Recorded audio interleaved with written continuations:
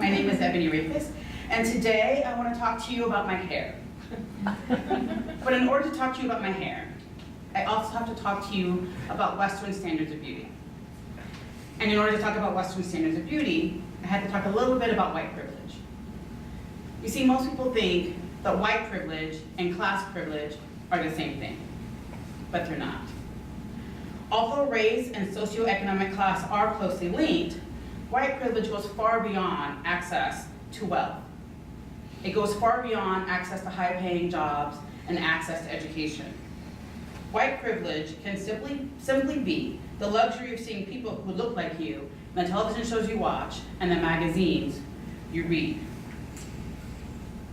With recent shows like Scandal, How to Get Away with Murder, Blackish, Empire, Being Mary Jane, representations of people of color and the media has certainly come a long way. But for decades, the privilege of seeing people that look like you and the media you consumed was primarily granted to white people. And when people of color didn't grace our TV screens and our magazine covers, they often had to meet standards of Western beauty. This usually means straightening their hair. This is Diane Carroll.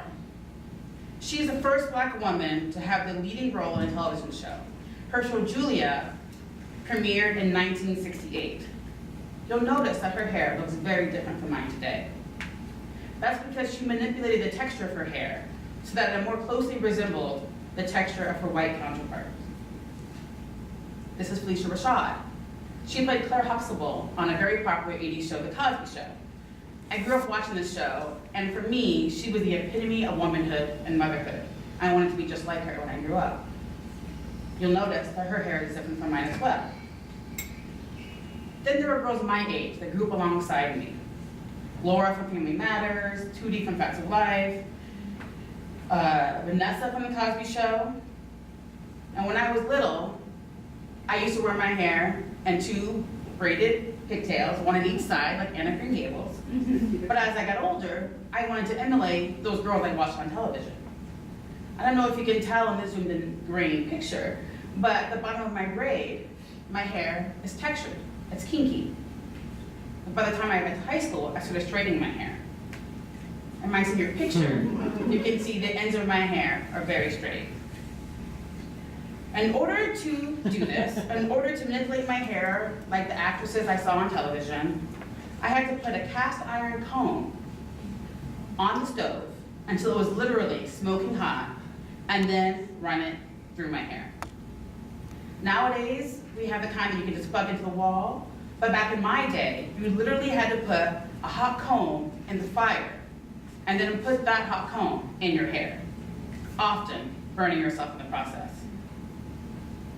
The problem with this is that whether it was humid or wet, your hair after 3 hours would just curl up anyway. So by the time I got to high school, I started chemically straightening my hair with permanent relaxers so the effects would last longer. Unfortunately, the effects also included chemical burns on my scalp and dry and damaged hair follicles. But I put up with these effects because I wanted to be presentable. I wanted to look professional. I wanted to look beautiful. And there weren't any Black actresses on television or models on magazine covers that had tightly curled, coily, or kinky hair like mine. About 11 years after I graduated from high school, I decided to stop processing my hair with chemicals and stop straightening with hot combs because it took me that long to realize that I could be presentable, professional, and even beautiful with my natural curly afro braids or twists. Now I just use moisturizing creams to keep my curls soft and bouncy, but otherwise I just let my hair do what it does. The way you see my hair today is the way it just naturally grows out of my head. It should be simple, but it's not. This leads me to my second point about white privilege. White privilege can simply mean easy access to beauty supplies. I live in Woodland Hills, but I have to drive 25 minutes to Northridge to get to a beauty supply store that carries products like these that are pH balanced and formulated for my texture of hair. In order to get shampoo, to get moisturizers. If I'm lucky, I can find some of these products online and have it delivered to my door, but it's very rare that I can find them in CVS, Target, or Ulta Beauty.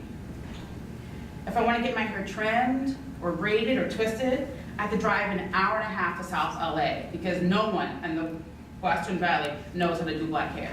And believe me, I looked. Yet despite the hard work it takes to just allow my hair to do what it naturally does, I do love it. And what I love most about my hair is that it's very, very soft. It's so soft, in fact, that people, sometimes virtual strangers, just want to touch it. And they do. They reach out and pat my head at parties, asking, "Can I touch your hair? It's so cool. How do you get your hair to do that?" A few months after I started dating the woman who is now my wife, I told her about this phenomenon, and she did not believe me. She couldn't imagine that people who barely knew me would put their hands in my hair. But a few days later, she got to see it for herself. We were celebrating her birthday, and I was being introduced to some of her friends for the very first time. One friend, Casey, complimented me on my hair, and then before I knew it, he put his hands in my hair. "Ooh, you gotta feel this," he said to his other friends, and then they all came over, and they too put their hands in my hair. At one point, I had 3 different people with their hands in my hair at the same time. I looked over to her and just smiled like, "I told you, it's a thing." She was horrified. She did put her friends in check so I wouldn't have to, and now we all laugh about it. But this leads me to my last point. White privilege is having hair that is considered normal and not exotic. White privilege is not having people touch your hair in awe. It means not being petted like an animal in a zoo. Kerry Washington plays Olivia Pope, a high-powered DC fixer on my favorite television show, Scandal. And in most of her scenes, her hair is straightened. But in real life, Ms. Washington has been going natural lately. She's going to be on the cover of Allure magazine in November, and when she was interviewed, she said, and I quote, "I like to wear my natural texture, especially now because I have children. And I want them to know that their hair is perfect as it is. They don't have to change it or straighten it. They can, but they don't have to."